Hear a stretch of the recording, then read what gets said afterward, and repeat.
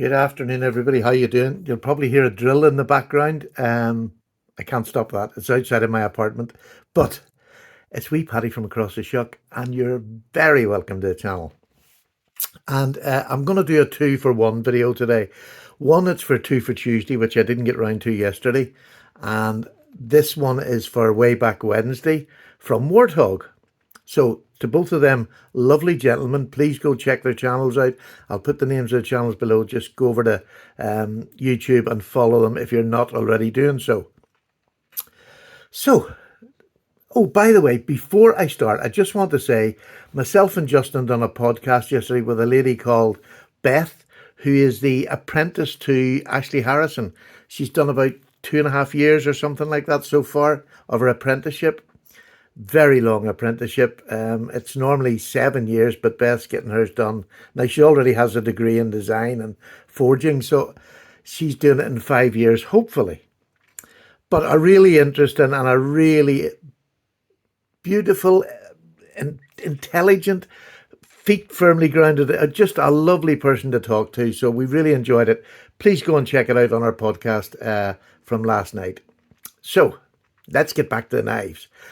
These two knives. Now, for 2 for Tuesday, these are perfect. For the Way Back Wednesday, I'm counting it as a Way Back Wednesday because it's right back to the beginning of my channel that I got these. And they were very special at the time. And to be quite honest, they're still very special now. So let's get straight on to it. This is Tucson. I got these when Tucson were a bad name. When Chinese companies were still reviled and not liked, nobody wanted to have them. It was terrible. If you bought a Chinese knife, you were doomed. Hasn't things changed just a little bit? But I just wanted to let people see, if you didn't, this was some of the first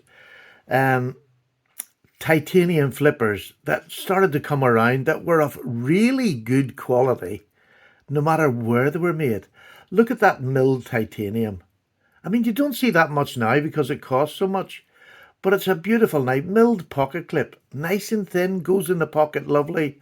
It's a flipper. Look how small that flipper is. When we went through the period of pocket peckers, look how lovely, neat and tidy that knife is. Not only did I get that, I also got this one, and this was given to me by Hawaiian Knife and Gear. I don't see him about much anymore now, but he sent us all the way from Hawaii because he said it matched this knife. And it does. It is that beautiful colouring that is just stunning. And it's sort of relief highlighted around the edges, same as this one. And it makes it look old and just beautiful. But this one came a little bit after this. In fact, this one cost more than this one at the time. But let's stick with this one. This was the first proper, really good Tucson I got. I can't even remember what it cost, but I know at the time I remember this one actually costing more.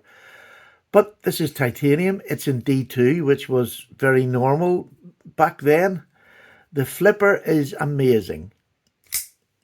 Listen to that snap of that knife. And I just pulled this out of the drawer. I don't use this much anymore. It just lies in there. In fact, I don't think I ever really abused it. I used it it's fantastic for cardboard cutting with this lovely, look at that there. This really just gets stuck in and doesn't let the cardboard escape until you get out the other end. This is flat ground up here, and this is a flat ground here, I believe. Now, let me just check that. I must just check. I'm just going to get the... Yeah, it's definitely flat ground there and flat ground up at the end. But it looks spectacular. It really does. I'll give you the length of the blade while I'm here. The length of the blade, the cutting edge, is 3.5 inches. So this is a substantial knife. Lovely and slim. The handles are incredibly slim with a 3mm stock on it. Not heavy at all. Not heavy at all because it's titanium. I would say it feels a bit blade heavy. Actually, it's not. It's actually fine, the blade. That's just absolutely fine. And you're right up close to the blade. Like, there's the cutting edge and I'm just here. So I don't need to risk going over the top. It's lovely. Beautiful in hand. The design in this is just fantastic. And this was Night Morning Design, who was the most prolific and still is prolific knife designer. He was the one that really got Tucson started. His designs were way ahead of their time. You remember Ferrum Forge came out with a certain big knife with a blade shape not too far away from this. These boys were doing this at budget prices compared to anything else. And you were getting the materials which were great. Absolutely great. Their D2 is fantastic. Look at that blade. I have never once put oil or anything on that. And that blade's as good and new looking today as it was 6 years ago. Really is. It's so good. It's still got a screaming edge. Now I have used it and sharpened it. It's my edge on it. But it's still got a great edge. Just an outstanding knife. And I know we're not going very far back, but I don't know whether people can imagine just what it was like. The hatred for Chinese knives back then was wild. I mean, you were thought of as second class if you were buying Chinese knives. That's all changed, hasn't it? It really has. So maybe a lesson to all of us that maybe just don't jump on a bandwagon when somebody says, oh, you shouldn't have one of them. It's been proven that maybe you should have because you missed out on some great knives. I mean, this now, if you put M390 in this now, you could sell this knife shape straight again, just re-put it out again with M390. They might have even done that, I don't know, in the past. But just stunning. I just love it. It's an odd knife. It's not a knife that I'm going to carry a lot, but it was the shape and the design that I went for. This was a looker, especially back then. But I mean, it's still as modern today. That blade shape is still in your face. You know, it challenges you to see whether it's going to work, and it does. And it works great as a scraper. You know, this recurve here just ties up anything that goes in there. Doesn't escape until you've gone through it. Fantastic. This little beauty was another one that was way ahead of its time. A little tiny small knife. And flipper action is actually brilliant for the size of it. Again, the design, Night Morning Design, beautiful. You have a little fuller up here, which I thought was lovely. And you have they have the Tucson mark and then Night Morning Design on there. This is a 2-finger. I can get my third on the back here.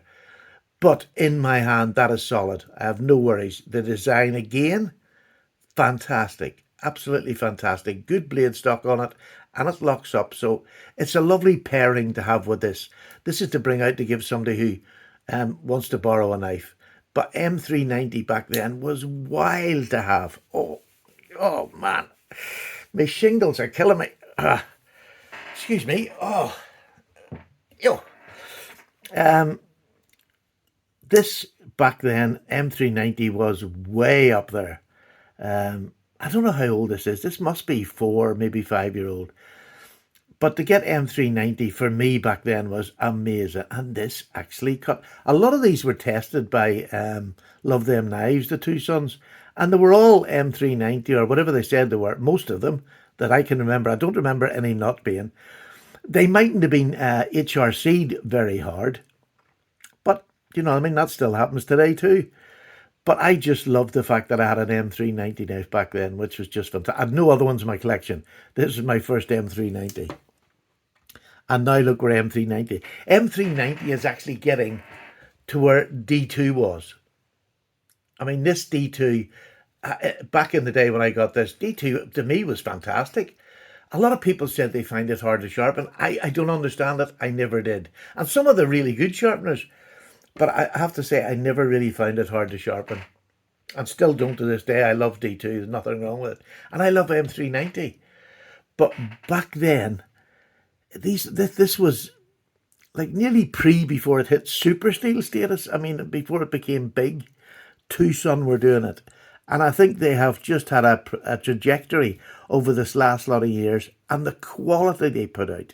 And I'm not promoting everybody has to go and buy Chinese knives, but any knife I've had, and I've had a lot of Tucsons over my time, the fit and finish, the just reliability of their knives is unbelievable. Unbelievable. You don't hear many people moaning about a Tucson knife. And this is a budget company making budget knives with higher end materials. Go figure. Chinese junk is no more. It just isn't no more. And I know we all say that, but it's true. But I sort of wanted to prove it because at the time, this blade shape was cutting edge for a budget knife company. Come on, titanium done like that. Unbelievable. So, I said unbelievable an awful lot. So, as a 2 for Tuesday, I love it because it's a pairing. And if I wanted to take it out, there's a beautiful pairing. And I love pairing knives. I know it makes me a bit of a Nancy boy, but I don't care. It makes me feel good to have two knives that blend in together. As for way back, not that very far back, Warthog, but it's back to the start of my channel. And when I started to get, this is when I was starting to get interested in the art side of knives. Because when I first came in, all I wanted was flippers. Because I'd never had them over here. I'd never had never been able to use them. Never seen them, to be honest with you. So I was in a real sort of new world experience, and I was riding it as hard as I could. I loved it. So there we go. 2 for Tuesday and way back Wednesday. Done and dusted. Say bye to Paddy McKnifeface, and me and him will see you very shortly for another video. And I would be looking about tomorrow. If you're not subscribed, I would subscribe now, because there might be a very, very fancy knife on the channel tomorrow for a first look at impressions. And I know I'm excited. Take care, everybody. Bye-bye now. Bye.